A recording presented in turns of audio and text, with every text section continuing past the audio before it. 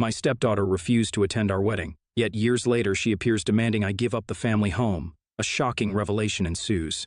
I, 45 female, have been married to my husband Michael, 50 male, for the last 10 years.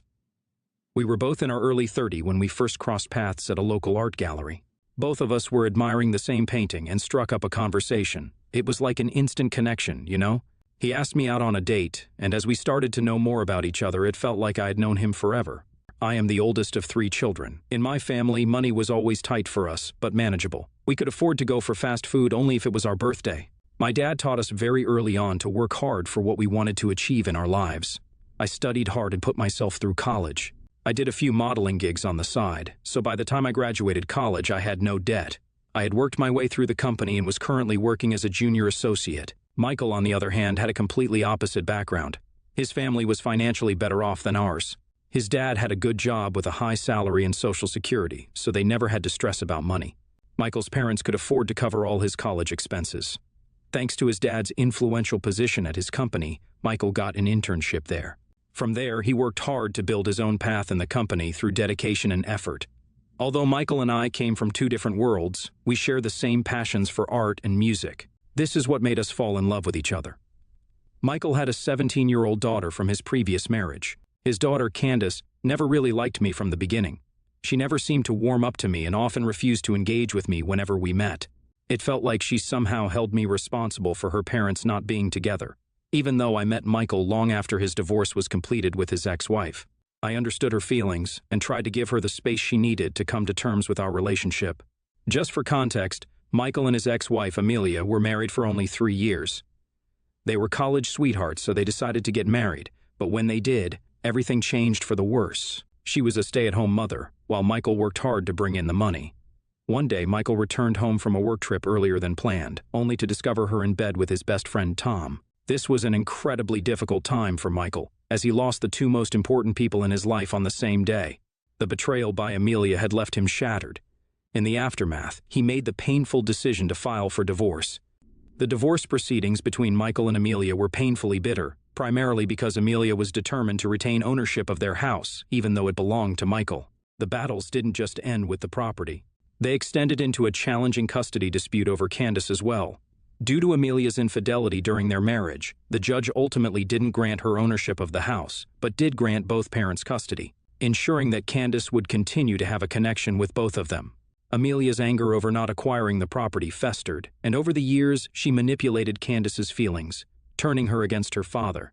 Meanwhile, Michael chose not to disclose his ex-wife's infidelity to their daughter, attempting to shield her from the painful details of their past. I found out about all of this when we first started dating each other. Michael wanted to be completely honest with me about his past, and I really appreciated that. Once, Michael had invited Candace to join us on a trip to Africa, hoping it would provide an opportunity for us to bond. I was optimistic and thought it could be a turning point for our relationship. Unfortunately, it didn't quite go as planned. During the trip, Candace seemed irritated at me and often erupted into sudden, unprovoked anger.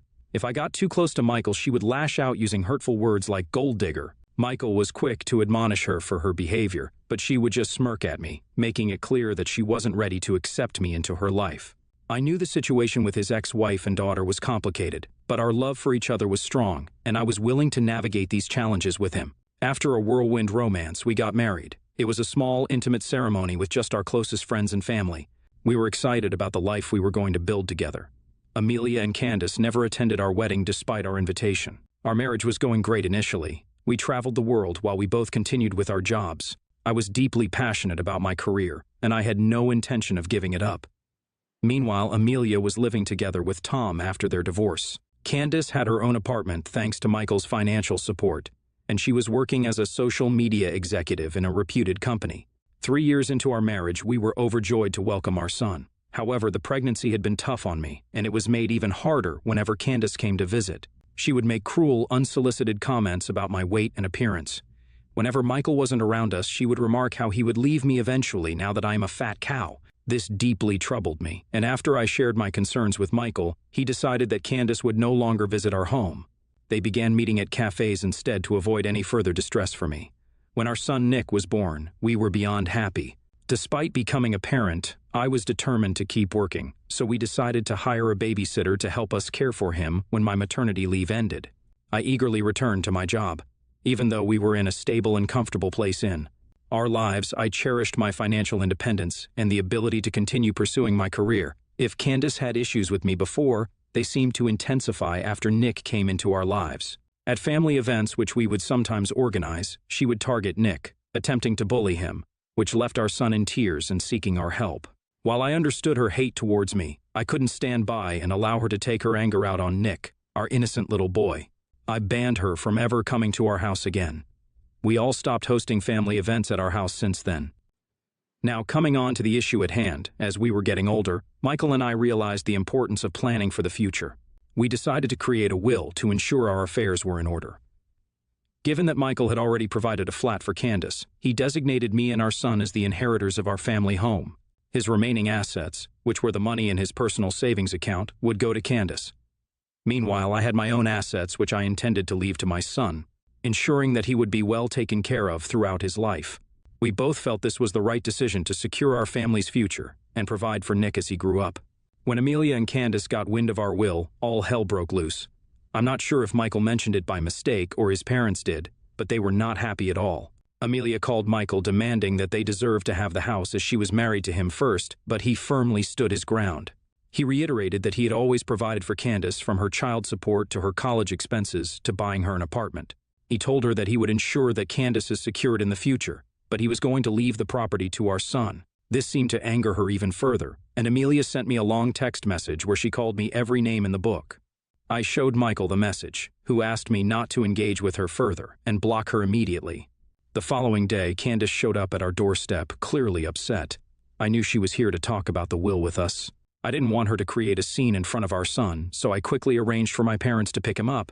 We, just the three of us, were left.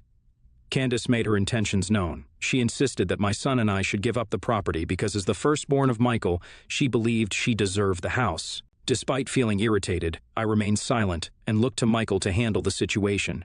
He explained to Candace that he had always provided her with everything needed in life. He assured her that he would be leaving her his savings, and that he also had a commitment to secure my and our son's future. Since he was married to me, leaving the family property to us was his way of ensuring our well-being. Candace again shifted her focus onto me and insisted that she expected me to do the right thing. I calmly expressed my support for my husband's decision, which only seemed to infuriate her.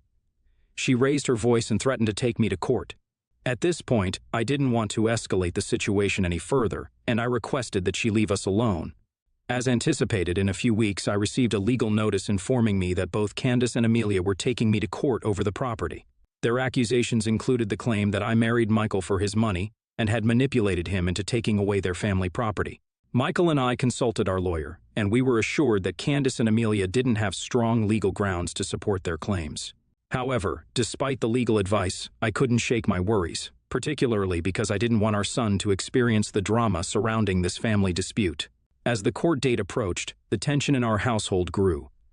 In court, Amelia's lawyer was relentless in their efforts to assert that Michael needed to prioritize his first child, Candace, above all else. Their argument centered on pushing for a full-blown trial to determine the property's ownership. Since we lived in Colorado, the legal system required us to go through a jury trial, which only added to the complexity of the situation. The looming court trial had both Michael and me on edge, especially since Amelia's lawyer was resorting to some dirty tactics, digging up our past to make their case in court. Our own lawyer was doing his best, but the situation was undeniably stressful. During this time, out of the blue, we received an unexpected call from Tom, who insisted on meeting us at home. Since the painful discovery of Tom's involvement with Amelia, Michael had cut off all ties with his once best friend and didn't want to meet him. I convinced him to hear Tom out just in case it would help us resolve this dispute sooner. When Tom came over to our house, we were half expecting it to be another one of the opposing lawyer's ploys to undermine our case. However, to our surprise, Tom was here with a different intention: to talk. He revealed that he was here to make a confession about something that would be incredibly difficult for Michael to hear. Michael sat motionless as Tom revealed that Amelia had been seeing him behind Michael's back for a very long time, and they had been involved romantically even before Amelia became pregnant. I held my breath as Tom continued, disclosing a bombshell that none of us had expected. Apparently, when Amelia got pregnant, she confided in him that she believed the child was actually his. However, because Michael was financially more stable, She had chosen to keep the truth hidden and remained in the marriage. Tom had pleaded with her to reveal the real father to Michael, but she had consistently refused to do so. I couldn't believe how Amelia could manage to keep this a secret for so long, and the audacity she had for fighting over the property while keeping this monumental secret from Michael. It was mind-boggling how she had managed to maintain this charade for so many years, all the while causing such turmoil within our family. Tom explained that he had kept silent all these years because he believed that Amelia truly loved him. However, witnessing the pain that we were going through because of the court trial, he finally saw her for who she really was. He started weeping, asking Michael to forgive him. Michael, still in a state of shock, sat there silently. I was filled with anger and frustration, especially seeing the emotional turmoil that my husband was going through. This man believed his whole life that Candace was his daughter, and now he was being told that it was all a lie. I had chosen to remain silent in the past whenever Amelia and Candace were rude to me, as I wanted to maintain a cordial relationship with them. However, with the truth now out in the open, there was no point in continuing this charade. I promptly contacted our lawyer and relayed the confession Tom had made. Our lawyer informed us that for our statements to be held in court, we would need to provide concrete evidence, such as a DNA test. So, we decided to invite Candace over for dinner, using the pretense of wanting to meet her. Our plan was to discreetly collect a glass or a spoon from her for a test which would help strengthen our case. Candace, though surprised, agreed to come over. Her demeanor was as rude as ever, and she continued to belittle me and my son. She remained confident that she and her mother would win the case, taunting me that I would be losing everything soon. I chose to ignore her comments, hoping that this would be the last time we would need to endure such behavior. After she left, we immediately reached out to our lawyer so he could collect Candace's cup for a DNA test. On the day we were scheduled to appear in court, we received the news that Tom's confession was accurate.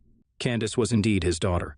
As I let out a sigh of relief, I couldn't help but feel empathy for my husband, who had been dragged into this turmoil because of his ex-wife's lies and manipulation. I informed the lawyer that I was ready to take the stand that day and share our side of the story in court.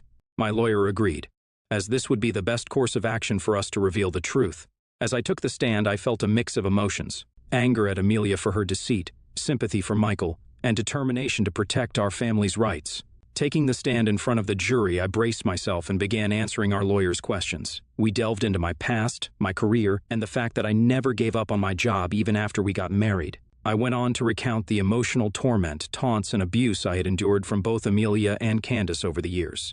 We presented screenshots as proof of my story.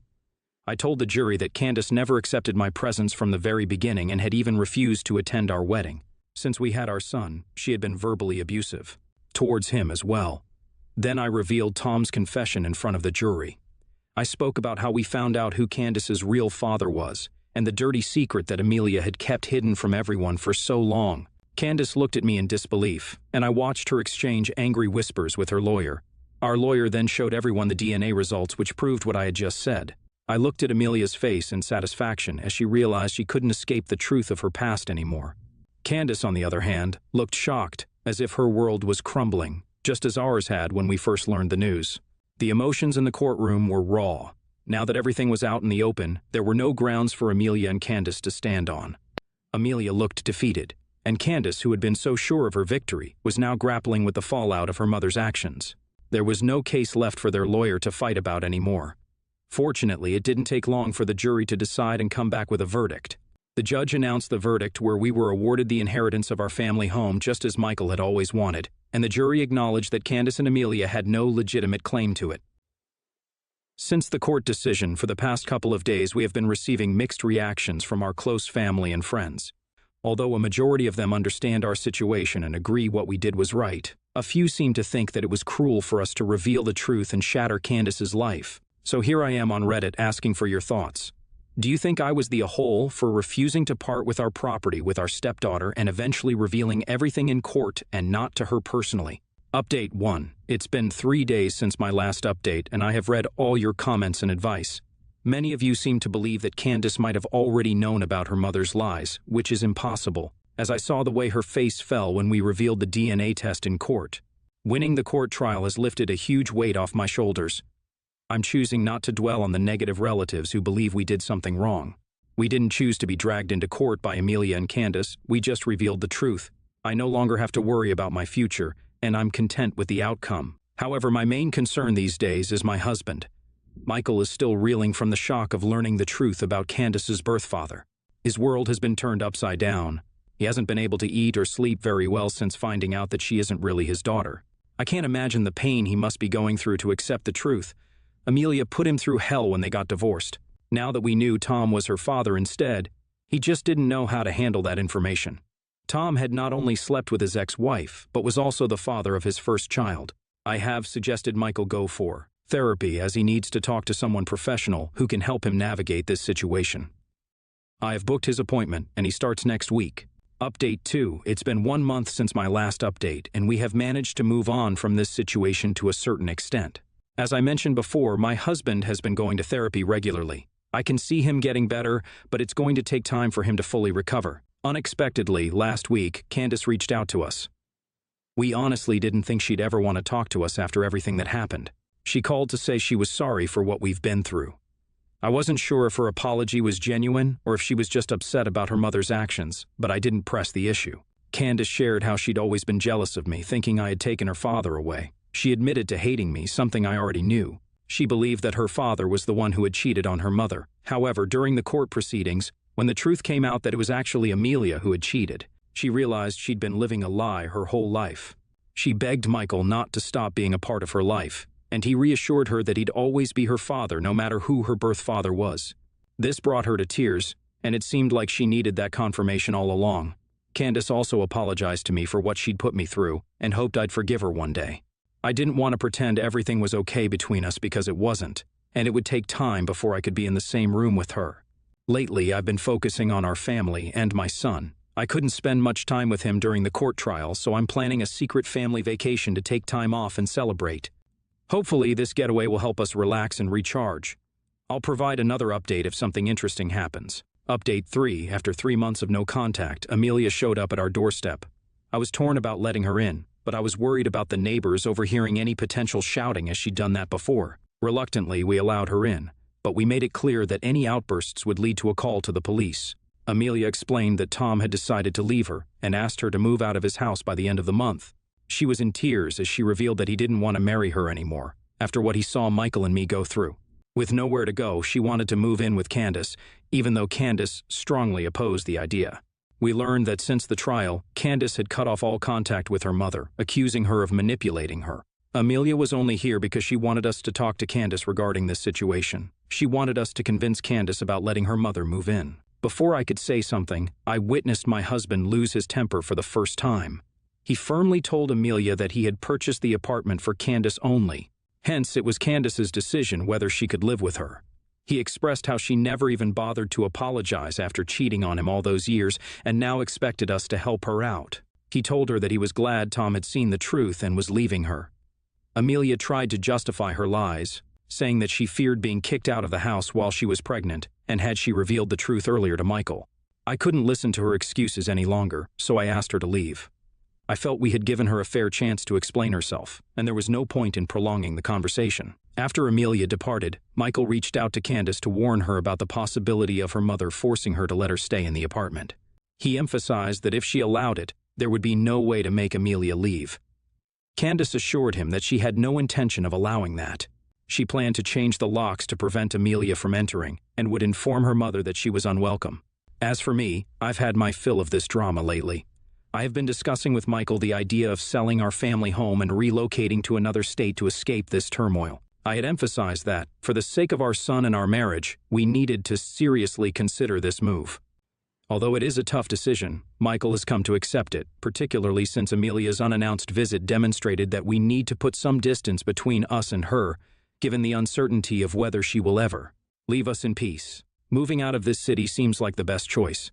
Michael's job can be done remotely, and I'm open to starting fresh at a new company if it means finding happiness away from these toxic people.